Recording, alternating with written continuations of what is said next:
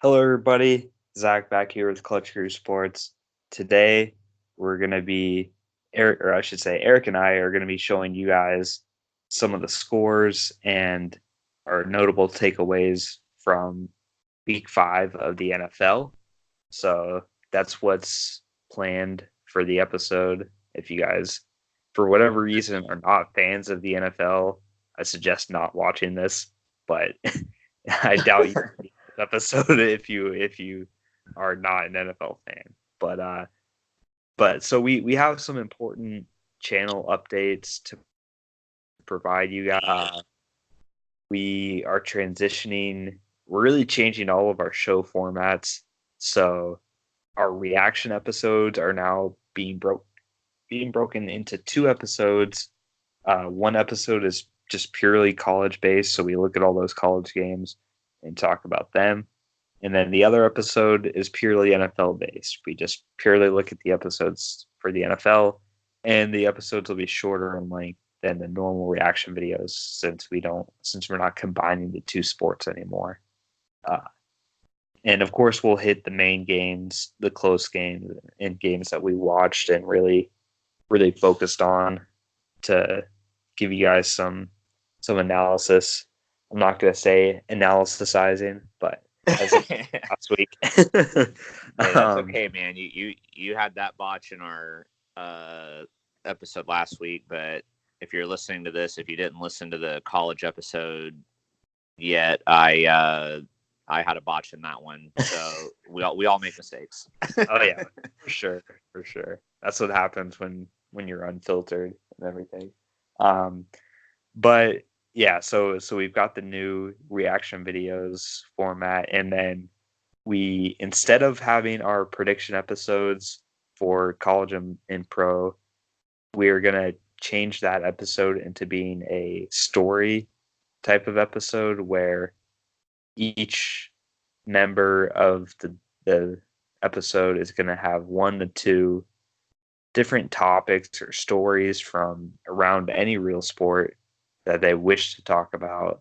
And so they'll kind of be leading the discussion on that topic, and it'll be like a roundtable discussion for all the group members to participate in. If we disagree with a member's opinion, we'll disagree with them, and we're just going to it'll just be really like miscellaneous shows. So we might be going from talking about the NBA to college to someone throwing in a baseball story, uh, or just like a refereeing event. It could be anything. It's truly Could be Chris open. Collinsworth's bad commentary. Oh yeah, we've already talked about that, so I don't think we'll be bringing that back up. But it could be esports. Like we could talk about 2K or Madden. Uh, it's really going to be fun, and it's really going to be different each and every week. So instead of kind of hearing the same predictions of, oh, I think this will win, it's really going to be different every week. It's going to be a lot of fun to record, and I'm looking forward to doing those episodes. So those will be, the first one will be coming out on Friday for you guys, and those will be scheduled routinely coming out on Fridays until otherwise. But that's the plan for now. And also, we have, as I see Eric is editing some mistake, that I did not put the team Minnesota winning the game there for some reason, but good catch by Eric. I got you. Although now I can't figure out how to get my keyboard. Oh, I got to click the choke. Okay, there we go. Like I can't get the keyboard out of the way. Yeah, I don't think I don't. Man, it's bad. I already forgot. I don't remember if Zach mentioned it. I know he mentioned it in the college episode, but we're recording this at the same time as we did the college one. But Zach's laptop charger is broken and his laptop is dead, so I am doing the share screen, but I'm doing it on my phone, which is a little difficult. So this yeah, yeah, go ahead. Yeah, I was gonna say, normally for these reaction videos, we're gonna try and make them a lot, especially on YouTube. If you're watching on YouTube, they're gonna be a lot more. It's gonna be a lot more to see. We're gonna kind of put more pictures up, more videos up, but due to the technical difficulties in doing this on like phones and stuff, it's kind of hard to do that. Yeah. So we will have one in this one, but we'll yeah. be definitely having more in the future. So. Yep. And then another kind of new thing to keep an eye on. I'm not gonna spoil it or not gonna give you guys hints on it, but we are coming out with an official introduction to our videos. So up until this point on Anchor, it's really just been some music, and then some episodes have like a little spiel, and then others don't, and none of the YouTube episodes have anything. But our goal is to hopefully by next week, so next week's reaction videos, hopefully we can roll it out, a new specialized introduction. It's gonna be a lot of fun, and we can't wait for it to be. Yeah, we had a nice meeting about this, so we're excited to bring this to you. But we're definitely going to spend a good amount of time putting it together. We don't want to just like rush it, and it be generic. We're gonna make it good. So stay tuned. Yeah. So we're leaving you in the dark with that, but trust me, you'll want to be there when it comes out to see what it's all about, because I really like what we decided on. So with that being said, we'll get into today's episode of NFL predictions for Week 5 of the NFL season. And once again, I'll let Eric take the reign for bringing up the scores. Yeah, thank you, Zach. I will definitely be happy to do that. Normally, this would normally be a Zach thing, but since I'm having to do the share screen on my phone, it's kind of hard to see everybody's picks. So since I'm the one that's able to scroll and everything, just like I did in the college episode, I will be taking over. Before I get into the scores, I want to give a shout out to the Miami Dolphins for not losing this week. Good job, guys. They were on bye week, so them and the Lions. So the Dolphins did not lose because they could not lose. So I sadly, as a Jaguars fan, I used to use that all the time back in the day. So when we would be like 2-14 or 4-12 every year. So it's nice to, at least for me, to not have to do that. But getting into the games here, the Thursday night game was crazy. I'm just going to kind of run through them all first, and then we'll go back and talk about the ones we want to talk about. But I know this is definitely one we're going to talk about. The Rams end up losing. Sorry, I guess I had another botch there. I thought I misread that for a second. I was like, wait, the Seahawks won this game. Yeah, the Seahawks won 30-29, and Nate and I got that one right.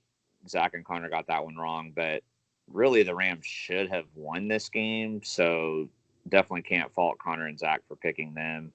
But we're going to get back to that one in a little bit. The Cardinals get their first win over the Bengals, 26-20. Shout out to Uncle Steve. Oh, I said that. They get the first win over the Bengals, 26-23. Very close game there. Probably we're not really going to talk about that one too much, but congrats to the Cardinals for getting their first win on the road there. And then the one good result in the AFC South for Zach and myself was that the Buffalo Bills beat the Titans 14-7. I don't think we'll be talking about that one too much either, but this game was definitely more proof, though, that Buffalo's defense is legit. And I forgot to mention in the Cardinals-Bengals game, we did all pick the Cardinals to win, and we got that one right. And then for the Bills and Titans, Connor, Nate, and myself got that one right. Zach got that one wrong, but he's probably not complaining too hard about that one. I'm fine with getting that wrong. If there was one red game that Zach wanted to see, it was that one. Yep. And then the Bears lose to the Raiders. Bit of a surprise here. We all got this one wrong. We thought the Bears were going to win it. Close game, but the Raiders were dominating 17-0 at one point, and then the Bears came back and got the lead. But shout out to the Raiders for not giving up and getting that late touchdown to win it. When the Bears came back and got the lead, I thought for sure they were going to win, but crazy game there for sure. Dare I say, did John Gruden win the Khalil Mack trade? Yeah, dang, I didn't even think that. I don't know why I didn't put 2 and 2 together there with that storyline. I don't know how I didn't think of that. Yeah, that's crazy. I mean, I'm not willing to say that he won the trade, obviously, but I mean, they won this game, so Yeah, shout out to them. The Raiders are 3-2 now too. If you had told me the Raiders would be 3-2 at this point, I would have thought you were crazy. So shout out to them for overperforming so far this year. And then the next game was my highlight moment of the week for me, with the Saints beating the Bucks 31-24. I was the only one that got this one right. The rest picked Tampa. But after Tampa's 55-point performance against the Rams last week, I could definitely see why the guys picked them. And then the Vikings go into New York and beat the Giants 28-10. Nate and I got this one right. Zach and Connor got this one wrong. I know Gallman went out for the Giants with a concussion, so I don't even know who the Giants had left at running back at that point. That probably was a big hindrance for them offensively. But Kirk Cousins, obviously, we mentioned in the college episode that Texas Tech must have listened to our episode because they redeemed themselves after Zach's rant last week. But Kirk Cousins must have also listened to our last episode as well, because we were kind of bashing him for his terrible performance. Yeah, he heard it somehow, because we were bashing him for his terrible performance against the Bears last week. But he had a much better game this week, much more efficient, and that led to the Vikings getting the win. Next game, Eagles destroyed the Jets 31-6. This was, I believe this was all of our survival picks except for Zach. Let me see here. Yep. Yeah, so I was a little worried about this pick as my survival pick early on, because there were rumors that Darnold was going to come back. But then when he was still rumored, which I don't fully believe in Darnold as a franchise quarterback, but he's better than everybody else they have. So when it was announced that he was still out with the mono, I felt I had no worries in the Eagles getting this one done, as did everybody else in our group picking them. And then this Baltimore Steelers game was a bit crazy. I didn't get to see this, but Baltimore gets the win 26-23. We all got that right, but a lot closer than I would have expected going in. And then especially too, because Mason Rudolph got hurt in this game. He got a concussion. And I already forgot who the Steelers' third-string quarterback was that came in relief of him. But I do have to give the shout out. It would have been Dobbs if they didn't trade. It would have been Dobbs if they hadn't traded him to the Jags. But I forgot his name already. That's bad. But I have to give the Steelers some credit for hanging in there with their third-string quarterback. But Baltimore ultimately gets the win, and I believe it was in overtime too, right? Was that? Yeah, it was in overtime. Yeah. So crazy ending there. New England and the Redskins, we won't talk about that too much. They won 33-7, but there was a little bit of scare early in the game because Washington had a 7-0 lead, and it seemed like New England's offense couldn't get it together. But they finally, kind of like the Tennessee-Georgia game we talked about in the college, like New England got it rolling. So New England got the win by 26. That was Zach's survival pick. We all got that right. And then heartbreaker for Zach and myself, the Jaguars lose 34-27 to the Panthers.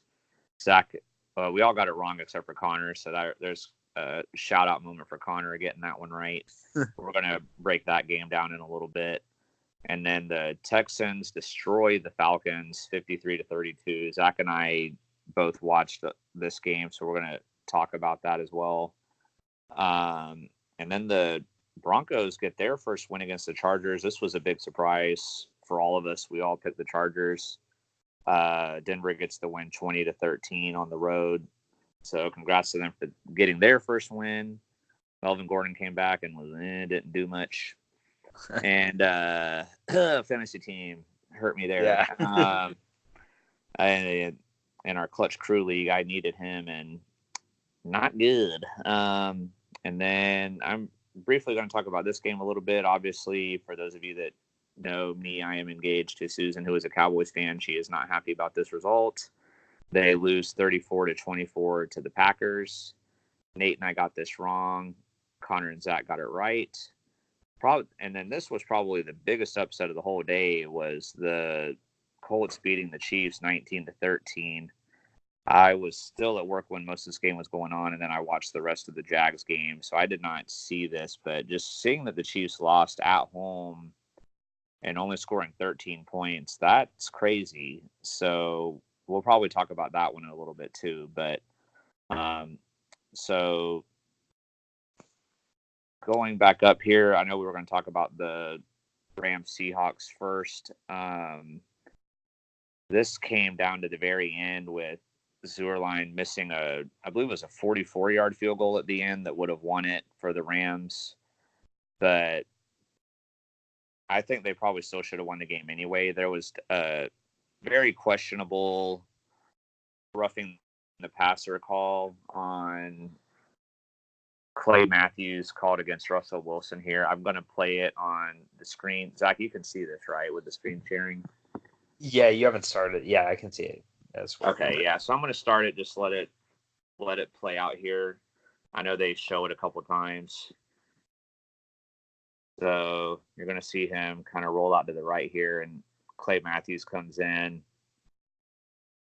And I don't know what your thoughts on this were, Zach, but to me, I'm not really sure what the ref saw here because he hits him. Yeah, this is a better view here in slow-mo. He hit him in the shoulder. He definitely did not hit him in the helmet. I don't know if maybe because when Russell Wilson's head kind of bounced back, if they thought that Clay Matthews hit him in the head, but it was pretty obvious that he didn't. And he also hit him right as he threw the ball, so it wasn't like he hit him like well after he threw the pass or something. But what were your thoughts on this? Yeah, so obviously Clay Matthews has been known for kind of costing his team with these type of penalties back in Green Bay last year. But it's tough to tell. I mean, this could go either way, I think. If they hadn't called it, I don't think it would have been as big of an uproar as them calling it, but I can see why they did because he does lean. If you look right here, he doesn't need to push. He leads with his crown of his helmet there. I think that's kind of what I think drew the flag because I don't know. I just don't think he needed to do that in that situation. Uh, it's not a vicious hit to the head or anything like that. It's just I think when it's an isolated thing like this and you're fully solely looking at it like this, I can defend the referees a little bit on this. I don't think it's as nearly as bad as the ones last year or some of the other ones that I've heard. I can't confirm this actually happened or not, but I was watching a stream of a Packers fans' reaction to the play-by-play of the Packers Cowboys game, and he got all upset and he got all worked up about a roughing the passer penalty against his team, where he said it was like the guy just like tapped the helmet in kind of like the Chiefs Patriots game where Brady got that call in his favor where the Chiefs guy just kind of like taps him on the helmet, not even like hard or anything, but they called a penalty on it, and then he said it was something like that. I can't confirm it because I wasn't watching the game, but stuff like that I think would be worse of a roughing the passer thing. But this one, I mean, it's tough.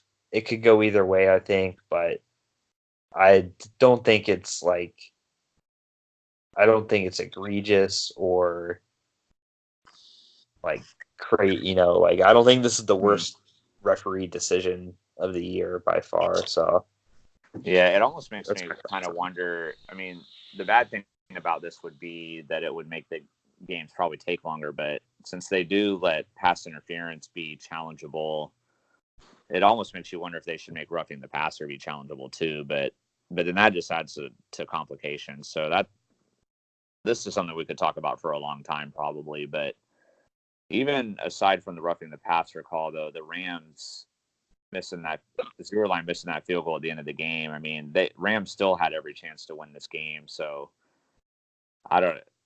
probably upsetting if you're a Rams fan right now because you lose to the Bucks, you give up 55 points to the Bucks, and then you turn around and lose in a heartbreaking fashion like this. But they're still 3-2, and there's still a long way to go. So yeah, Rams fans shouldn't be panicking too much yet. I would definitely say trending down, but not. It's not over or anything. It's just they've got a tough division to play in, a lot tougher than I thought, with San Francisco currently being undefeated as we record this. But yeah, I agree. Trending down and the decision to make Jared Goff like the highest paid quarterback is starting to look bad.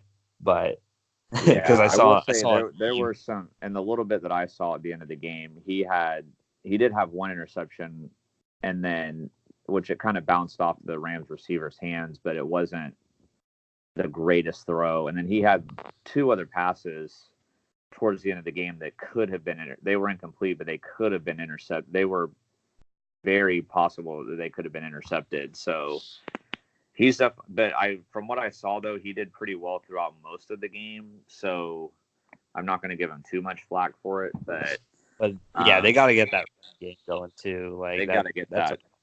They got to get that fixed. Yeah, for sure. So we'll go on to the next one. The next one that we're going to talk about a little bit. We're mainly going to give Connor the floor on this one, but he wasn't able to be in this episode, was the Ravens and Steelers. But I'm not sure what his takeaways are going to be on this because, I mean, I have to give their defense credit for getting 3 interceptions on Lamar Jackson.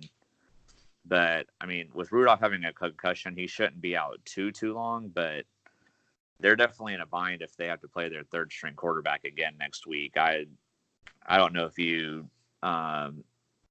had any takeaways from this game or not, or I'll briefly say what I think. Yeah, so I think next week's Sunday night matchup is currently Steelers and Chargers, which in my opinion should be flexed out because that's not going to be good, especially with Pittsburgh being down to their third quarterback. But yeah, this is kind of like that Iowa-Michigan game. I think it's a game Baltimore had to win, and they won it.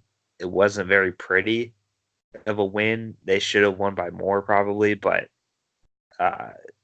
Baltimore is not looking like the Baltimore they were the first couple of weeks. I think the overreactions of those first weeks when they played Arizona and Miami are now starting to settle in. That Baltimore is not like Super Bowl favorites like people were saying they were, and then Pittsburgh's having a down year obviously now to their third quarterback. They've got to have low expectations, but I see a tweet just popped up on the screen there. I didn't see what it said. Like suggested tweets that I never look at. I don't know what Twitter thinks is like. So something about a grown man, like you, a grown man. I just saw like LMAO. I'm like, man. Anyway. Some weirdo, some 12-year-old kids probably, because that's what NBA Twitter is all about. But yeah, those are my takeaways on that. Not inspiring for either team. Maybe for Pittsburgh, but still, if you get a loss, that can't be inspiring. So yeah, and I have Lamar Jackson, and not in my family league, but in our Clutch Crew league and my Blitz team league that I'm in, and he's been kind of underperforming here these last couple weeks. Those 3 interceptions really hurt me. So yeah, against Red Squad, it looked like I had a chance to maybe knock out the last undefeated person in that league, but some of my players did not help me, and Lamar Jackson was one of them. So disappointed in him. But now to the game that we obviously saw every minute of, Zach and myself. I didn't see it. Yeah, Zach was having some connection problems, but the Jaguars lose in a heartbreaking fashion to the Panthers, 34-27. They were trying to drive and maybe get like a Hail Mary at the end, and they actually had a couple of chances at it because Carolina had I forgot what the first penalty was. Oh, it was hands to the face on one of the Jags linemen, and then they were offsides the second time. So the Jags had 3 chances to try to get like a Hail Mary at the end, but they weren't able to convert it. So they lose by 7. But my main takeaway from this game the Jaguars' two biggest problems for me were, one, the turnovers. They lost the turnover battle 3-0 with the 3 Minshew fumbles. So that's definitely got to be cleaned up. Or didn't O'Shaughnessy fumble one? It was technically Minshew took the fumble on the stat line.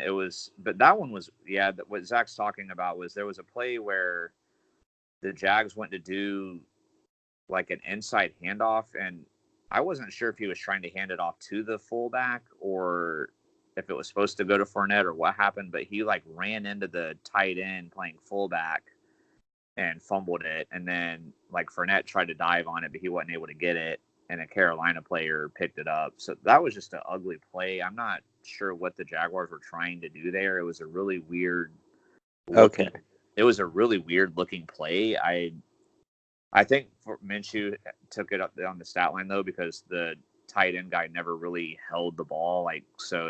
Minshew went on that, but that was just a dumb play. But and then another one was, I know he took a blindside hit, but so I can't even really fully. I mean, got to hold the ball better. But when they come from the blind side like that, it can be hard to hold on to the ball when you don't see them coming. So I don't fully blame him on that one. But the third one was his personal worst one, because he was dancing around and trying to make something happen, and he wasn't really paying attention, and he held the ball out, and then it got knocked out of his hands and scooped up. And the second one that we get the blindside hit, that one went for a touchdown, so that really hurt.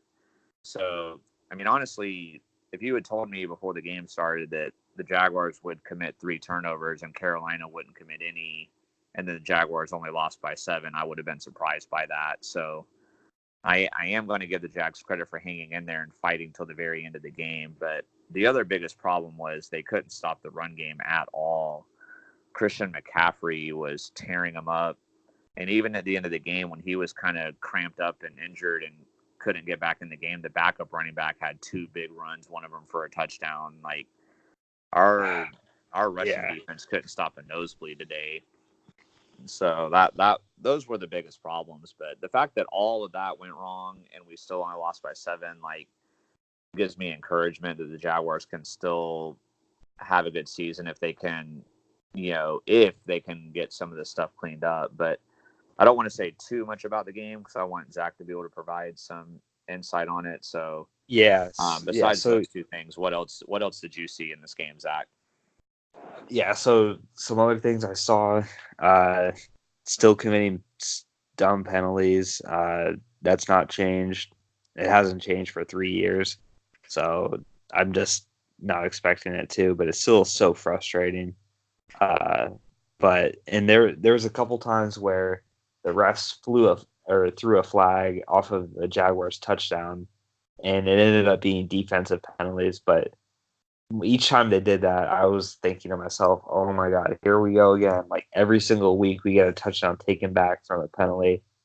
It didn't happen this time. It scared me though, because I honestly thought they were going to be taken away. So the penalties are bad. That definitely needs to be fixed. But other than Minshew's like ball security issues that he had, I thought he played a really good game. Jacksonville scored 27 points. If you had told me that, I would have thought they would have won. The defense really let them down this week. Not being able to stop the run. Special teams did great, getting the blocked field goal. Lambeau making all of his field goals. Logan Cook continues to be one of the best punters in the game. But so special teams definitely gets an A. They had a great game, but yeah, you can't commit all those fumbles and expect to win. But it was heartbreaking, but still, to me anyways, when the Jags had that final drive there, which I actually had less faith in their defense getting a stop than the offense scoring. And it's kind of different that you wouldn't think that with the Jaguars, but I actually had more faith in Minshew and more faith in the offense to score there than I did with the defense getting a stop. But Yeah, I was actually going to say too, like, because I know we had this debate a couple weeks ago when the Jaguars went for 2 against the Texans going for the win. If the Jaguars had gotten a touchdown on one of those Hail Mary plays, like as time was expiring, I would have said just gone for 2. And yeah, the reason being because our defense couldn't stop them, especially in the run game. And I feel like if we had gone into overtime and then if Carolina had won the toss and got the ball, I felt like they would have just gone down and scored and won the game. Like I would have totally gone for 2 in that situation if they had been able to do that. But yeah, honestly, I mean, Carolina is a good team, but their passing game didn't really overwhelm me in this. It wasn't even like the whole defense that let us down. It was mainly just the run stopping, but the secondary played pretty well today. And I know you have a jersey of this guy, but Trey Herndon, I have to give him a big shout out because last week, even though we won, the Broncos were killing us in the pass game. They were attacking him almost every play. I think his final stat line was he gave up like 9 catches for 136 yards or something like that. That's probably not exactly right, but it was somewhere close to that. So, but he had a much better game. I saw him. He had some passes given up, but nothing like against Denver. And he actually almost had an interception at the end of the game, although unfortunately, when he came down with it, I guess it touched the ground. The refs overturned it, but and he had some pass breakups. Like, he had a much better game today, and so I have to give him a lot of credit for that because I could have seen his confidence being shot after that Denver game last week, but I guess the team rallied around him and showed him they still believe in him, and he's an undrafted guy, so you always like an underdog story. So I have to give a shout out to him for playing much better in this game. But really, I mean, Carolina's whole offense is Christian McCaffery. I mean, if teams can figure out ways to contain him, then it's going to be interesting to see how their offense does going forward because, like I said, their wide receivers weren't impressing me that much. I don't think Greg Olsen had a single catch all game, but they ran the ball down our throats and Jaguars couldn't stop them. So, Christian McCaffrey's yardage this game was just ridiculous. I agree. Yeah. Yeah. So that. Yeah. I don't want to talk about this too much more. Yeah. They lost. We don't want to talk about this anymore. But then moving on to our other divisional rival, the Houston Texans.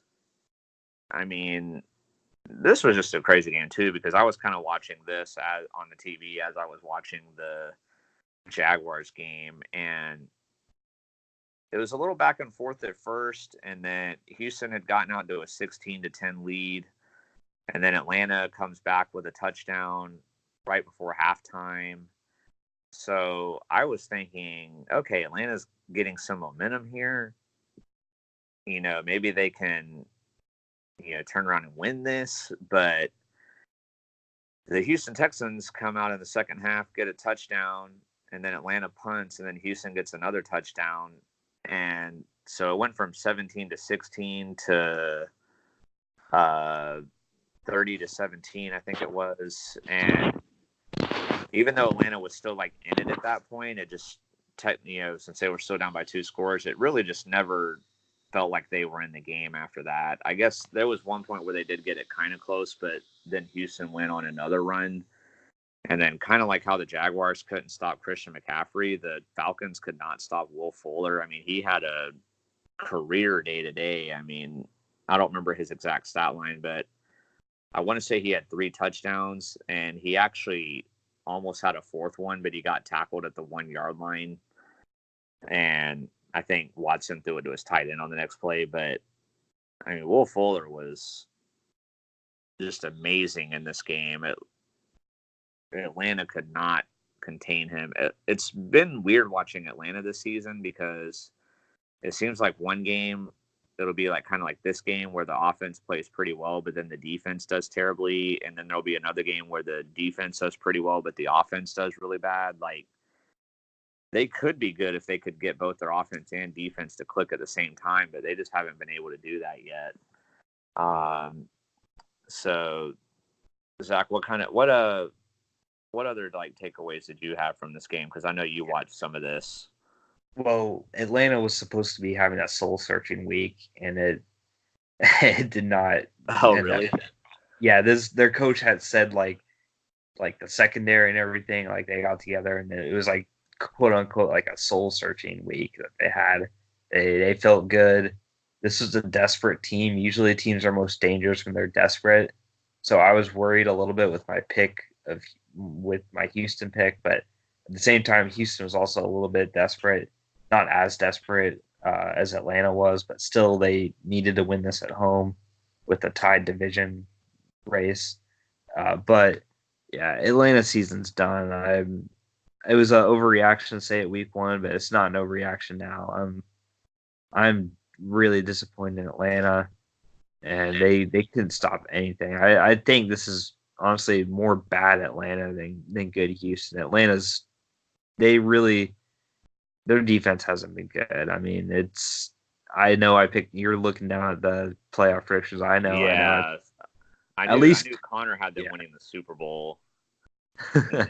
Yeah, so not a good start for you guys there with Atlanta. That hurts, man. It's a shocker. Coming into the season, I thought much more highly about them than what I've seen, and yeah, so no soul searching for Atlanta. Maybe I don't know what they're gonna try and do next week. Try and spin it off as like redemption or whatever. I don't know, but and here's the thing too. I want to say, Matt Ryan, his like excuse or whatever I heard one time is that, oh, since they only play AFC teams, a certain AFC team once every 4 years. He's like, oh, I'm not familiar with these AFC teams, so that's why I'm losing to them, so to say. Like that was his kind of like excuse, was like, I'm not very familiar with them. Houston, yeah, but like the AFC teams aren't familiar with them either. So yeah, it's so dumb. But yeah. Wow! I wish we got to play. In Matt Ryan's defense, it would have. I mean, it's difficult to score 54 points in a game. I mean, that's what he would have had to have done to get the win. But I mean, they also only put up 10 against Tennessee last week, so you know that's not a valid excuse. I mean, you've got a whole offseason to look at these AFC teams that you're going to play against, and then you have a full week of game planning, like where you look at all their film. I mean, that's a terrible excuse, honestly. I mean, I don't know, that I could almost rant. This is the first time hearing of this, so like that's I don't know. That's kind of a sad excuse. So yeah, and I heard it with the Indianapolis game. They've played now 3 of their 4 AFC teams. They've lost all three games. So I wish we got to play them now. This would be a good time to play them. But yeah, still, I'm gonna keep that in mind when we come down to when we play them. I'm gonna be like, okay, Matt Ryan's not prepared for Jacksonville. He's not familiar with us. He's not familiar. Actually, the problem though is like we play him in like the preseason like every year. So like maybe he's got a little bit more familiarity with us, but still, I don't know, man. I don't know. Every team runs vanilla offense and defense in preseason. Yeah. And you're playing your backups most of the time. So I don't know. I mean, like you said, maybe a slight familiarity, but I hopefully we'll know the state. We'll see. We'll see what happens when we play him. But yeah. So, and unfortunately, our rival, the Texans, do win that game. So, for our AFC South, since Zach and I are Jags fans, the Texans and Colts are now 3-2, and then our Jags and the Titans are 2-3. So it's still anybody's game, but really would have been nice to get that win. And if the Chiefs and Falcons could have won today, that would have been nice too, but it didn't happen. And then I just want to talk about the Green Bay Dallas game real quick. I didn't see this. I was at work, but Susan, as a Cowboys fan, was watching it, and I feel bad for her too because one of her friends is a Packers fan and he was like texting her the whole game like, "Oh, we're winning and you're not." Ooh, like like she told me she was having to deal with that. But Green Bay, even though the score was Green Bay winning by 10, Green Bay actually had a 24-0 lead at one point in this game, and Dallas started to make a comeback. I heard they got it to 31-24 at one point, but I guess Green Bay got a field goal, made it double digits, and then again, and Dallas wasn't able to overcome that. So I don't know if in the second half, if with Green Bay having such a big lead, if they started playing softer on defense, or if Dallas started to figure it out. I'm not really sure what happened, but from what Susan told me, I have a quote from her. She said that she was very embarrassed while watching this game because of the big deficit that they got behind early. And I asked her, I said, was Aaron Rodgers, carving up the Cowboys defense? And she said, well, for the most part, not really. It was really the running game.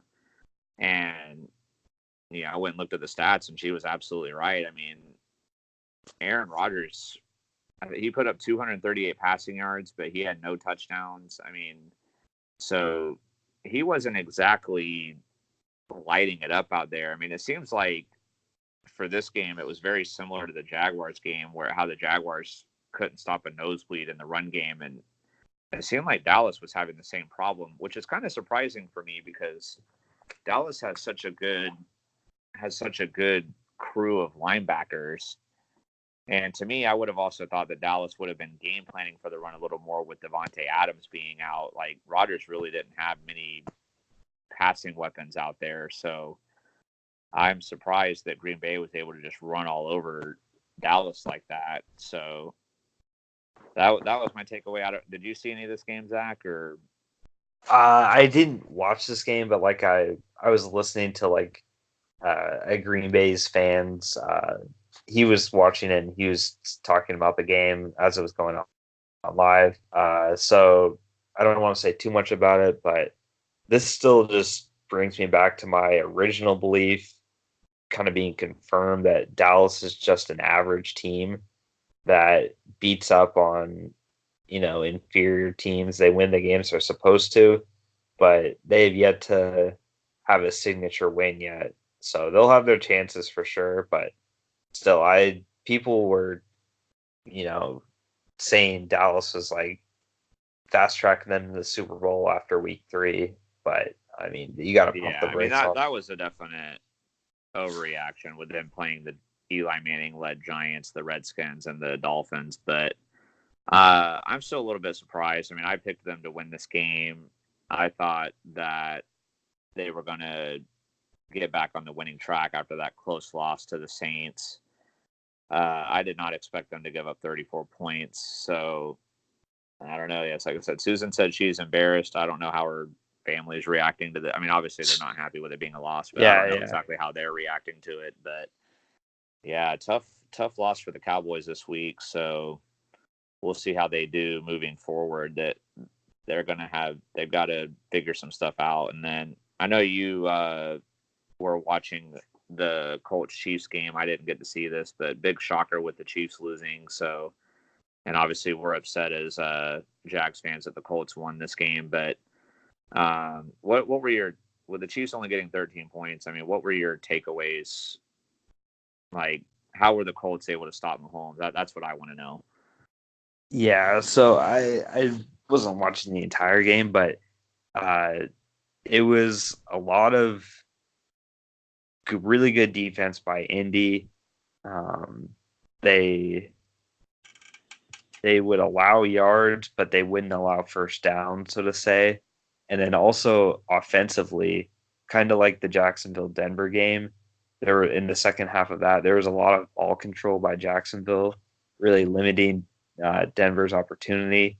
So time of possession, Indy really dominated on against KC. They had some turnovers. That's what you got to do against Kansas City. You got to get them to turn the ball over. That happened a couple times, key spots.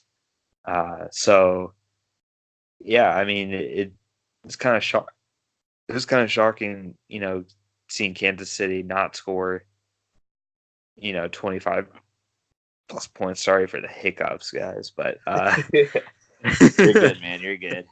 Yeah. So Indy is so weird. I mean, they're turning into like Tennessee. Like they lost at home to Oakland, but they won at Arrowhead. I don't know. Sometimes you just can't. This is what I love about football, though, is like even though the Colts won this, like it's still like, I mean, the Raiders beat the Bears this week. Last week, Tampa beat the Rams. One of these weeks, New England's going to lose. I'm telling you, they are. It's what I love about this sport is that any week any team can win, really.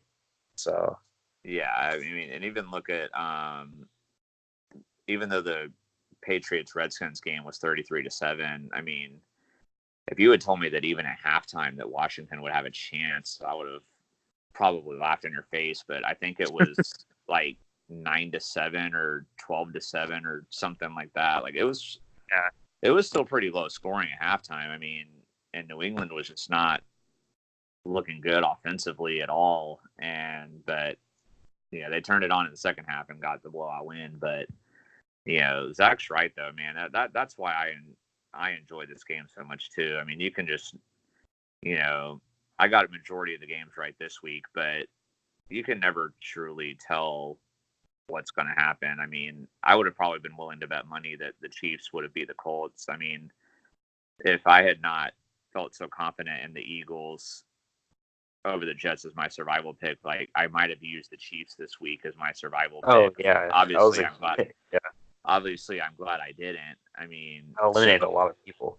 Yeah, I'm pretty sure. I mean, I know like in the Yahoo thing, like I'm in that like 25K contest, so I know like most of the people in that picked. I think like almost half the people picked the Eagles, but I'm pretty sure a pretty good chunk picked the Chiefs. So that'll knock out a lot of people, which is good for me there. But moving on to the results, I know we don't have this updated though, so I guess I can't really fully do this, but. Going into the Monday night game here, though, I know that I was 9-5 this week with my predictions. Connor and Nate were each 8-6. Well, you only had 4 losses, actually. No, I had 5. We haven't marked the Chiefs game. It's the Chiefs okay. Yeah, so I didn't see that red there. Yes, I'm not the only one that had a botch tonight. No, just kidding. So yeah, I was 9-5. Connor and Nate were 8-6, and then Zach was 6-8, and then we have the Monday night game left. So Connor cannot pass me this week since me and him both have Cleveland, but Nate could tie me if San Francisco wins. That's actually going to be a pretty good game, I think. But yeah, I sadly will be working and unable to watch it, but maybe I'll go back and watch it on Game Pass later. But yeah, guys, pretty exciting week in football. Let me just bring up the Clutch Crew League real quick on the share screen here. Oh, it's my family league there. About to beat Zach's dad. I know he's not going to like seeing that. I'm sure he probably already knows. So this is I am losing to Red Squad. He is the only undefeated member left. I'm down by 55 points with Odell Beckham and Nick Chubb left. So I'm going to need them to both have monster games in order to win this. But as you can see here, Lamar Jackson was definitely a big letdown for me, especially with Jacoby Brissett not really doing much for him. That would have been nice if I could have capitalized on that. And Melvin Gordon was a bit of a letdown. I actually forgot that the Seahawks were playing on Thursday night. I probably would have picked up a different defense, but I didn't catch that in time. So that hurt me too. So, and also having Chris Carson on my bench didn't help, but at least that was my only bench mistake. At least it wasn't like my whole team where I should have made them. We had another podcaster matchup this week. Zach beat Connor 142-104. Neither of them have any players left, so this one will be official. Connor, it has not been his year in fantasy in either of our leagues, so I do feel bad for him. LaShawn McCoy was a big liability for him, and he has Carolina's kicker who had a 50-something yard field goal blocked. He missed a 40-something yarder, and he missed an extra point. So that would have been 10 more points for him there. And he also had Russell Wilson on his bench. But Zach's bench was solid, too. I mean, Zach, your team, you had a pretty great week all around, like, with your whole team here, your starters and your bench for the most part. So I know you're probably feeling pretty good about that. It's a good bounce back week. We had an embarrassment last week. This is a nice win, keeping my first place standing in our division. So I think I've got a matchup against Mark next week. That's going to be, I mean, that's obviously like a huge rivalry between us. The trash talking will be for real. I'm excited for that. We'll definitely be following that one. Speaking of Mark, he is going to get the win most likely. It would be the biggest miracle in the world for Paul if he were to get this victory. Paul had some pretty good players, but the Rams defense, big liability for him there. Jason Witten didn't do too much this week. Oh, Michael Gallup. Dang, I didn't realize Michael Gallup did that good. I have him in my Blitz team league on my bench. So, and the way that scoring format is, he probably got like 60 points. And the way that league goes. And then Alan, I gave you a shout out in the college episode for how good your Gators have been doing, but your fantasy football team has been letting you down here lately. So, especially considering your opponent didn't even take Galladay out, who was on bye week. So, Alan's got some reevaluating to do with his team here, and we'll see what kind of decisions he makes going forward. But you couldn't really predict that Greg Olson was going to get 0 or Delaney Walker was only going to get 2. That's pretty rare there, but definitely got a lot of things. Maybe not go with a 2 tight end set. Rolling with 2 tight ends wouldn't be my preferred strategy. When I have those like wide receiver, running back, tight end flexes, I never put a tight end there, but he did have some good production on his bench, so it's not completely hopeless for Allen going forward. Of course, watch me say all this, and then when I play him in week 10, he like destroys me. Like, it's probably what's going to happen. And then I just want to pull up my Blitz team league here that I'm representing Clutch Crew Sports in. So let's see. I had Gallup on my bench. He had 24. Oh, he had 35. So it wasn't a huge difference. But I finally am getting back on track here. I mentioned last week how I was up by like 150, but then I still lost. I pretty much, unless Odell Beckham goes out and gets 130 something points, then I've got this one. If that happens, I will rage quit this league. Honestly, I will rage quit this league and quit updating my team if that happens. But the one good thing for me about Christian McCaffery doing so well was at least it helped me in one of my fantasy teams. But obviously, I would have rather him been contained a lot better and the Jags get the win. But so I'm back on the winning track on this league. I'm 1-3 right now, so that'll move me up to 2-3. And really, my division's actually not doing that good. Most of the better teams are in the other division. So, Zach, since if you're watching this on YouTube, you can definitely see how everybody's doing. Besides the Clutch Crew Sports team name, my favorite team name in this league is Jason Garrett's Knob. I don't know what you think. Yes. Yes. One word. Yes. Yeah.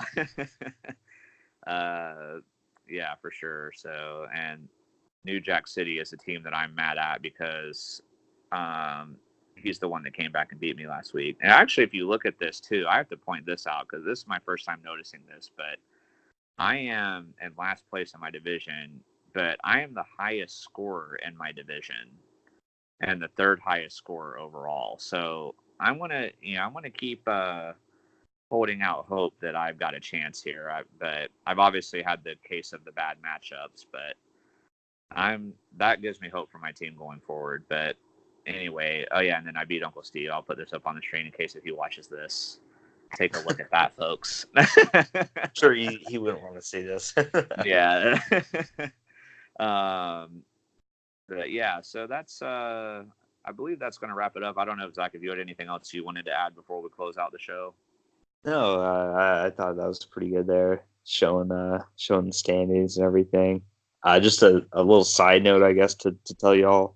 I netted $2 in DraftKings in today's games. Woo! I played a 50-50, no, a double up game worth $5. So I got $10 from that, really gaining $5. And then I did a $3 50-50, and I lost that pretty close. I was almost going to win. Murray Cooper and Zeke just kept scoring points in the second half. So I lost that. That was only $3 though, so I gained $2 from the weekend.